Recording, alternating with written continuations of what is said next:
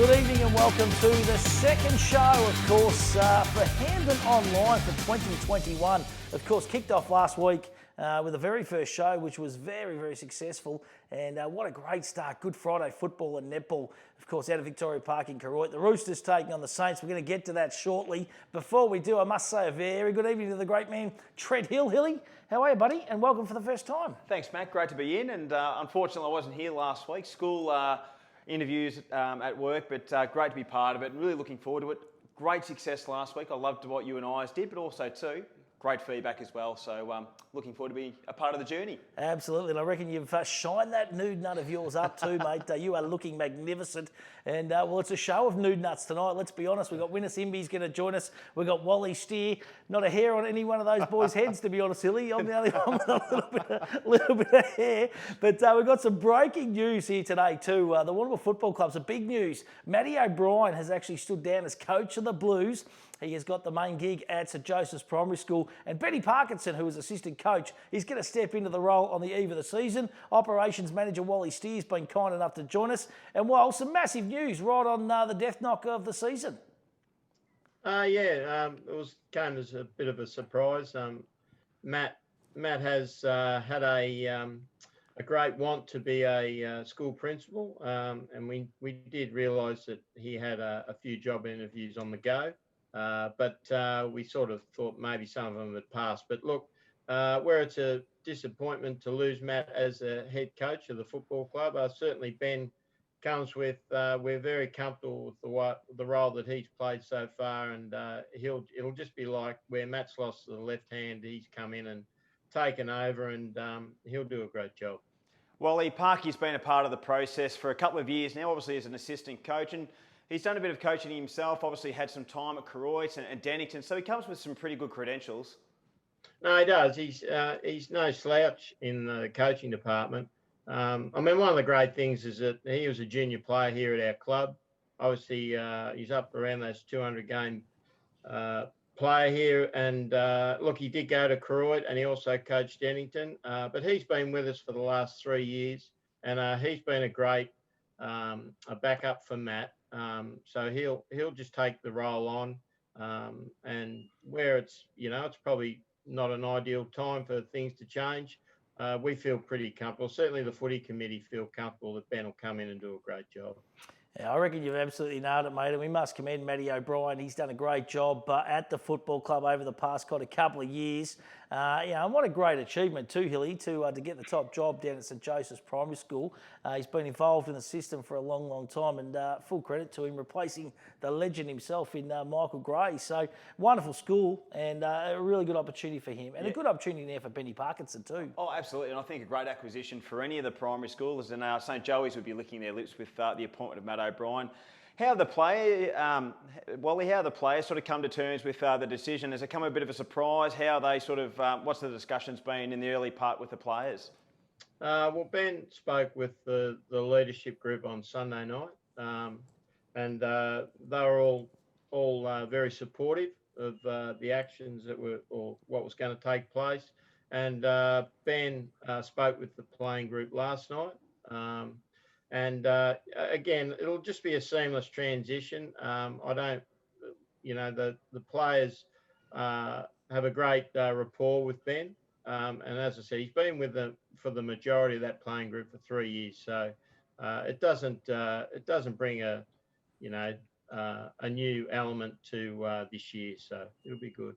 Now, Wally, the redevelopment of the Reed Oval is in full swing. It is looking absolutely magnificent. The turf is down. The building's going up. You guys must be super excited. But the other question I wanted to pose was, in the off-season, the decision to go out to Deakin University, and that's where the home base is going to be set up. How's that all going, mate? Look, it's good. Deakin's it's a great spot. We all think of Deakin being the pond. And hopefully if there's not too much rain, then that won't happen. But at the moment, it caters for what we need. We did think about maybe just going to a few different grounds for 2 or 3 games, but just the logistics of changing grounds and going to a different venue all the time was just going to be too much. So, look, we've got a canteen, we've got a bar, we've got a social room. I mean, the social room we won't use much. because we'll come back to the club as much as we can. So it just means we can do the day-to-day runnings of a football club in the one area, and I suppose we're not competing with another team on the day. So we're at this stage we're really happy with what's going on. Hey Wally, big game this weekend against the arch rivals to start off your season. A couple of players I'm looking forward to seeing lining up for the Blues once again. Jason Rowan returns after a stint at Maryvale, and Darcy Graham comes back after a pretty significant knee injury. You guys must be looking forward to getting out there on the park on Saturday against the arch rivals. Yeah, well, I mean, I think we're like all clubs. It's we've been off the park for 18 months, so we can't wait for it to start. Where Jason's concerned, look, he's been one of our, better players that's ever played for the club. So for him to come back as just a player, which is really good. Obviously, he comes with a lot of experience now because he coached at Maryvale for the last 3 odd years. He's really fit. He's hasn't had too many hiccups in the pre-season. Unfortunately, Darcy Graham, he won't be playing. Darcy's got a problem, I think, with his groin, so he unfortunately won't be playing on Saturday. Listen, it's going to be an absolute cracking way to start the season off for the Warrnambool Football Club. While we appreciate you coming on tonight, it's been a hectic 24 hours, no doubt, for the football club, but an exciting time as well. So good luck this weekend, and thank you very much for joining us on Hamden Online. No worries. Good on you, boys, and all the best with your new gigs this year. On Saturday, you'd have to commend the way it was all sort of organised and the way it's come on board, and obviously the Hamden League with the new sponsors and the way you're looking forward with your productions and whatever. It's nothing but great for the region. So just from the Warrnambool Footy Club, we commend what you're doing and how it's all going to run. So well done. Great stuff. We love your work, Wally. Make no mistake about it. He's a ripper, Hilly. The great Wally Steer. He eats, sleeps and breathes that Warrnambool Football Club, that is for sure. Hey, listen, let's recap Good Friday football. The very first time we went live, and we live streamed on Hamden League Live. It was a fantastic day, mate. I think we've nearly hit the 10,000 watch mark, which I think for a versatile effort isn't too bad. And we had them from all over Australia, local, but also international as well, Matt. So it was absolutely fantastic, and what a great way to start between Croydon and South Warrnambool. And this is the first goal of the season 2021. First gamer for the South Warrnambool Roosters, Hayden Mitchell. What a cracking start to the contest. He acquitted himself very, very well. And what about Will Couch? This is the first for the Saints. A big long bomb for the great man. He played well, Will Couch. He did. He kicked 3 goals and took some big grabs and was causing a few headaches down forward for the Roosters defenders. So it was a great starting game for Will Couch, the number 25. Let's have a look at some second quarter highlights now, Hilly. And, I don't reckon there was a better team goal on the day than this one. It was Clemmy Nagorka, and just the transition through the middle of the ground, just some quick handball, and what a beautiful finish. And this kid, he's going to take the step this year. Oh, I think he's going to be one of the league's rising stars, Matt. Poise, big kick, and got in and dirty and did a lot of great work for the Saints over the course of the day. So looking forward to seeing more. Absolutely, and here's another one from a youngster from South, had a sensational season last year, Braden Becks, expecting big things. There's always a lot of talk about Shannon. He's the forgotten Becks here, and Terry, of course. Yeah, absolutely, and looking fit and running out games well, and can be used in a multiple of roles. So I'm looking forward to seeing what Matty Battistello does with him throughout the course of the year and what sort of jobs he gives him, because he can run, he can tag, he can sort of take those big marks as well. Yeah, he's a good young kid, and I reckon he's going to certainly take a little bit on. Paddy Anderson spent most of the game forward. He ended up with 3 goals, Hilly. Booming left foot kick. We know how good he is. He's got class written all over him. It was just a nice game, wasn't it, from Paddy? Yeah, it was, and probably opportunities were a little bit hard at times for the Roosters forwards. They got it in there, but just couldn't kick scoreboard pressure. But Paddy was fantastic. Kicked 3 goals, and that was probably one of his best. That 45-metre kick, and it was against the wind a little bit too. So a ripper goal there from Paddy Anderson. Isn't it good to see this man back, Sammy Dobson, from outside 50, 55 metres out. He goes bang, makes no mistake about it. He had the cork injury last year, and 2 years ago virtually now, and it kind of curtailed his season, but geez, he's a good player. Oh, took a lot of contested marks and just really sets up the play. Good on both sides of the body and very impressive to watch once again. What about little Alex Pulling? I don't know how this bloke finds so much space. There's a nice little snap goal for little Chumpy. And the reigning best and fairest winner at Koroit, he's in good nick and started the season sensationally well. Geez, he looked fit, played really, really well, and it's going to cause a lot of teams headaches. There's that man again, Sam Dobson, just taking another big contested mark, and geez, he had a big game. What about the third quarter? And I think we're going to start with Dobson again. He was everywhere. I think he ended up with 12 or 13 marks and contested marks like that. Young Isaac Thomas, mate, he's done a great job. No knock on the kid at all, playing against one of the best in the competition, but he was on fire. He was, and so was this fella as well, Tim McIntyre. Great to see him back in the Saints colours, and I still don't know how he took that one-handed mark between two South defenders. Absolutely sensational, and he was another real influence on the weekend. Yeah, absolutely. What about Jockey Blair? He was South Waterville's best by the length of the straight. He was in absolutely everything, this young kid. He is a fitness machine, and just love the way he went about it. And that was a great mark too by Timmy Martin, one of the the best defenders in the comp for mine. Yeah, vice-captain at the Saints this year, and had another great game and just repels everything off half-back. James Hussey really started to come to the fore in the second half, Hilly.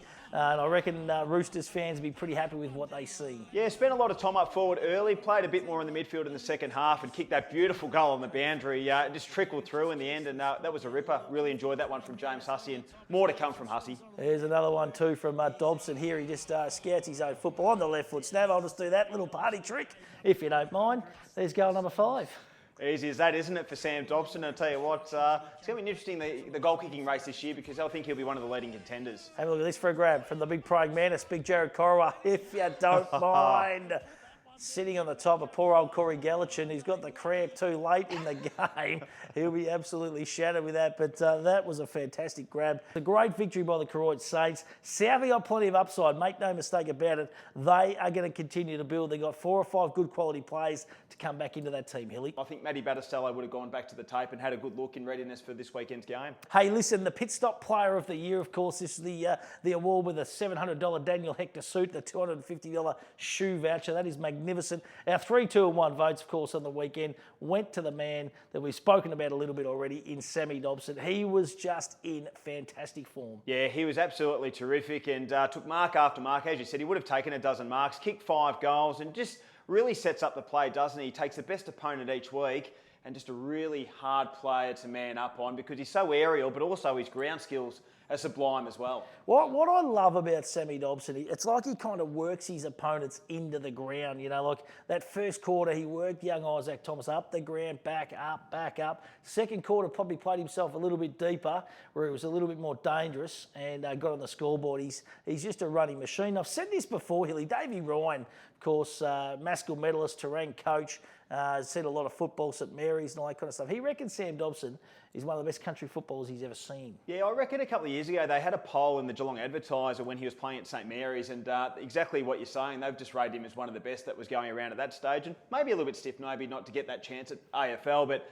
I certainly loved watching him in the Hampton League, and his running capabilities, and unlike no other for a forward, he's absolutely amazing. But he puts the work in as well, Matt, which is when he gets the benefits when he plays a game like this on a Saturday. And we must thank Pete and Lee Watson, of course, for their wonderful sponsorship. 28 years they have been involved in the Hampton Football Netball League. What about the Lucas Brothers snag of the week or goal of the day, Hilly? There was plenty of contenders, but it was hard to go past this one, wasn't it? Oh, it was. The young fella from the Koroit Saints was absolutely sensational. Clem Nagorka.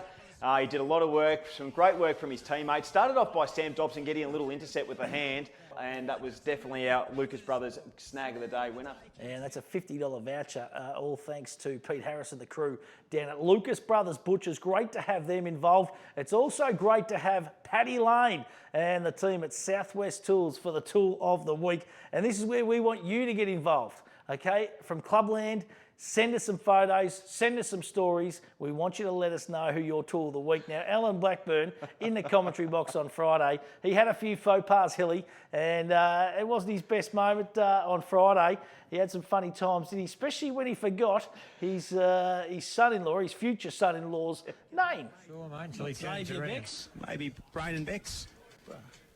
So anyway, the Roosters have got it directly in front. Son-in-law, 20. is it? I reckon it could be. If it is, it's praying. It is. Yes. Come on, son. Kick straight. Well, I'll tell you what, I don't reckon Braden will be too happy with that. He might have had to wear a name tag at dinner that weekend, I reckon, for old It would Braden. have been a bit frosty around the Easter dinner table, Willie. That is for sure. What about this is Blackie? He forgets who he's actually talking to here. Moment, the Saints are well on top. Yeah, they certainly are. So You're right, Hilly. I mean, boss. I think we're going to wake Blackie up. I'd say it could be another Tool of the Week nomination for Blackie. He's had a nap at half time. And the last one, he copped a stray elbow in the box from the great Possum Galley, and he had to pack the nose because he was bleeding profusely. It was his 55th birthday today. Of course, father of the great Jeremy and just an all-round good guy. Blackie, Jesus, someone's giving him a left hook. He's got the blood nose in the box. I think there might be heat. He's bleeding profusely. Now, this actually... Was that a Possum Kelly King hit? This is actually a round 4 fixture, wasn't it? It is, yes, So, absolutely. you know, It is. I knew they'd come in handy, Blackie. We got the Chucks compliments of our COVID safe program. The Sharks has come in handy for the great man. Freddie Kruger has copped one. Well, I'll tell you what, honourable mentions to Alan Blackburn. I've got a feeling he's going to be featuring right throughout season 2021. But our real tool of the week, this bloke, Koroyd Football Club, he played a fantastic game on Friday. Now, a couple of weeks ago, they had their final practice game, Hilly. And Timmy's been doing a lot of work fitness-wise, to get himself back, third knee reconstruction, all that kind of stuff. So he's been ripping, he's been shredding, he's been doing all that kind of stuff. And he hadn't been on the gas for a while, was the great Timmy McIntyre. And he caught up with a couple of our sponsors, I think Peter Daly, Clinton Bolsh, Andrew Foster, just to name a few, Nick O'Sullivan. They kind of said, come on, Timmy, come and have a drink with us. And poor old Timmy fell asleep at the next door neighbour's house, and the next door neighbour, and there's a little photo of the great man. I think that's just after they woke him. The neighbour come and knocked on Fozzie's door and said, I think we've got an extra unwanted guest here next door. Does he belong to you? And it was the great man T-Mac. So poor old Death. He is our Southwest Tools Tool of the Week, and a $50 voucher coming your way. I don't know whether he wants to win it, but he was going to join us, but unfortunately he couldn't. Talking about people joining us, let's go to the Zoom link now. Looking forward to talking to this bloke too. He is an absolute ripper. Love having him as senior coach of the Port Fairy Seagulls in 2021. Can we say a very good evening to the great man, Winnis Emby. How are you, Winnis? Yeah, good. Thanks, Matt and Nilly. Mate, listen, fantastic to see you. It's been an unusual kind of 18 months, Winnis. We've all kind of been through the pandemic. You must be just chomping at the bit because you were gearing up, ready to go at the start of last year, mate, and then COVID hit. So you've kind of been, 18 months in waiting, I suppose, for your first game this weekend. Yeah, look, it has been. But look, COVID gave a good perspective too on just de-stressing from from footy, but certainly gearing up now though. Saturday's not too far away. And obviously, Winnis, you've spent some time at the Seagulls as an assistant coach before. Now you've taken on the lead role, I guess. Are you looking forward to getting back into senior coaching? I know you've done previously in the Western Border League with both Portland, I think one of the Gambier sides as well. So to be the head man again, you're looking forward to it? Yeah, look, I am. But look, I've certainly changed my approach to coaching and definitely delegate a lot. So we've got Shane Trofel on board now and Shane Savage obviously joining the club. So there's a lot of intellectual property there and I'm just one piece of that. Just excited to have those people there. But yes, to answer your question, it does make my heart beat a bit and it's probably contributed to a lot more greys and a lot less hair. You're looking at picture of health, I reckon, mate. You could nearly run out this weekend. I think people don't realise how good of a footballer you were. You were a superstar. Now, listen, I want to talk about Shane Savage. The rap's coming out of there. I know one of my good mates, Darren Stenhouse, who's helping you out with the twos. He just reckons this bloke has been fantastic, not only for the club, but for the whole Port Fairy community, mate. They reckon he's an absolute ripper. Yeah, look, really humble. I think the club... And look, I'm not privy to, the prior history in terms of recruiting, but look, they've certainly got a good one here in Shane. I was privileged to do a coaching course with Shane actually early last year, and with a few of the other AFL players. I think as they transition into AFL footy. And sorry about this. You're right, mate. This is good. What's his little name or her little name? His name's Isaiah. Isaiah. What a little legend. We'll make his TV debut. He is. Thumbs up.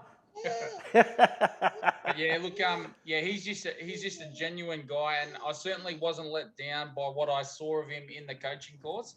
He's just a really humble but professional person, and someone who all the players are really gravitating to, because he's not like Mr. Know-it-all. Winners, I want to ask you, obviously we could talk about and highlight, some of the real key personnel that have gone elsewhere in 2021, Dan Nicholson, Sure. Kane Merkovich and so forth. But let's look on a positive note. Talk us about some of the other players. We know Shane Savage has come on board, as you just spoke about, but maybe a couple of other players that have jumped on board the Seagulls for 2021.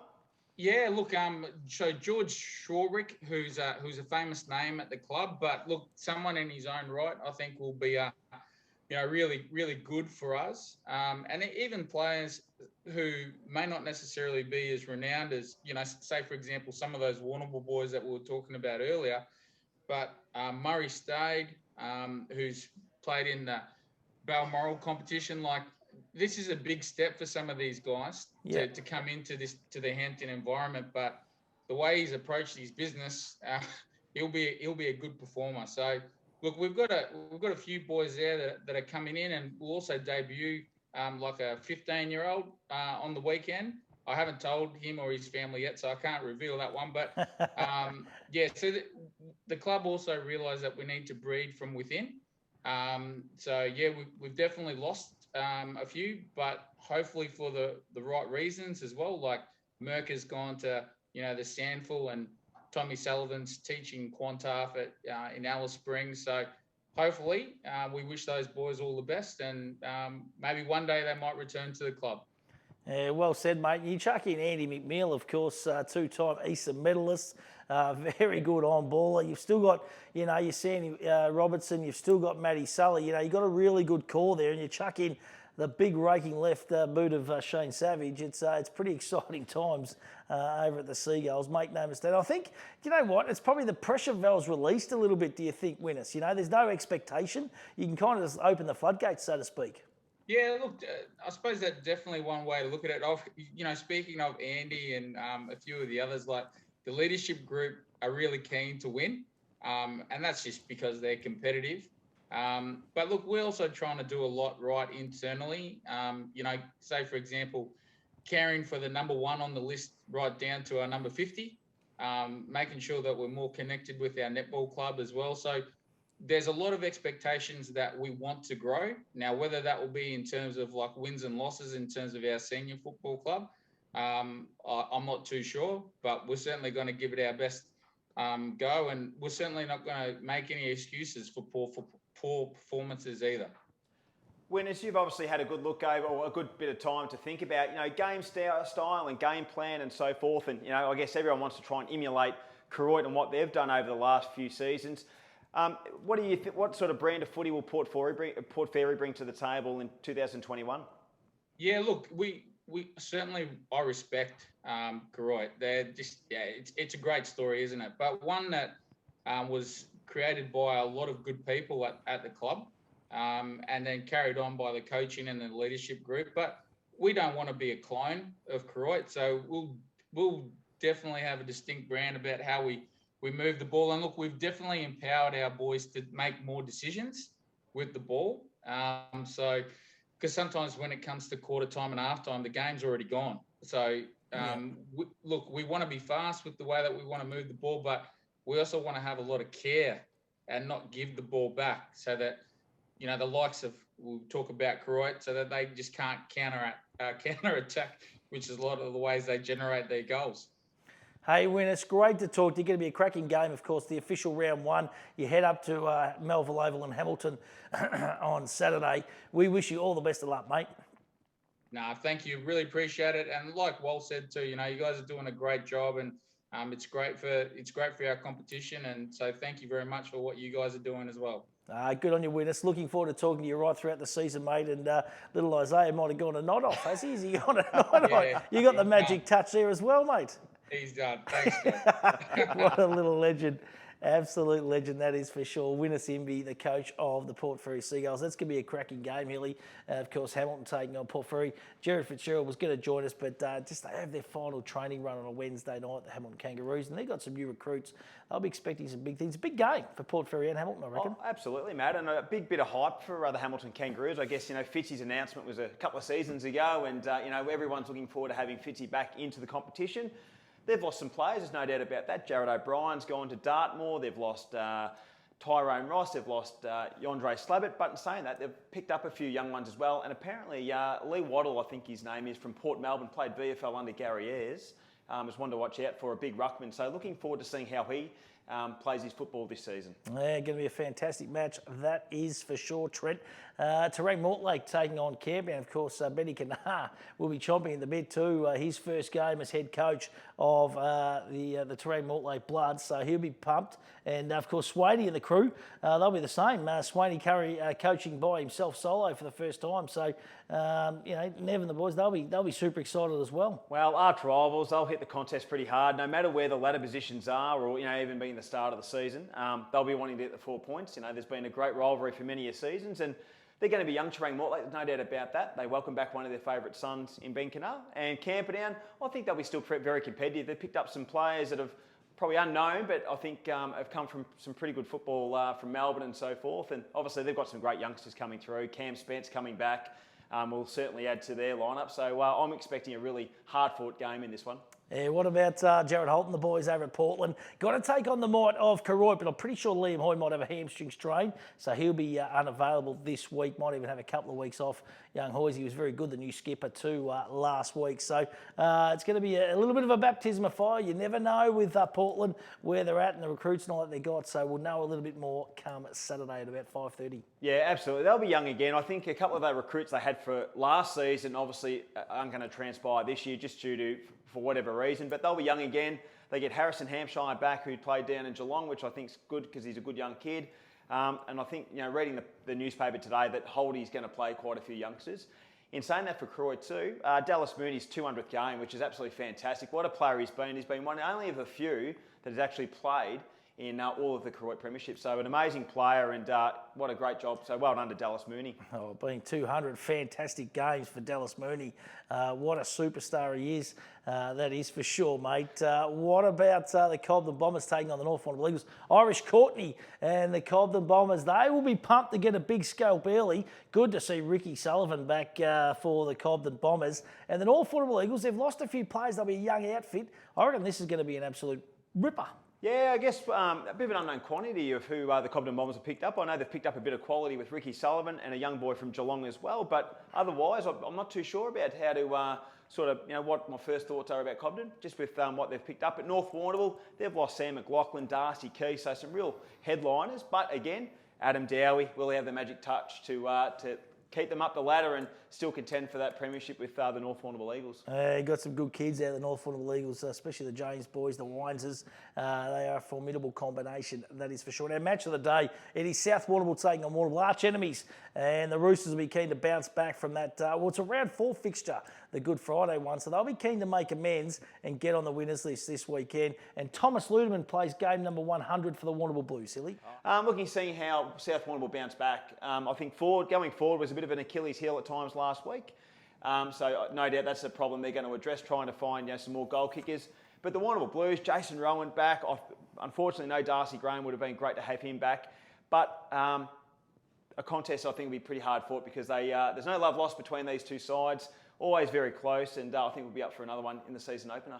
It's going to be an absolute beauty. We must thank our sponsors to McDonald's, the great Mickey D's, Anthony Nigro, Jace Rossi and the team. Great to have them on board in season 2021, and that is for sure. They're a great organisation, McDonald's.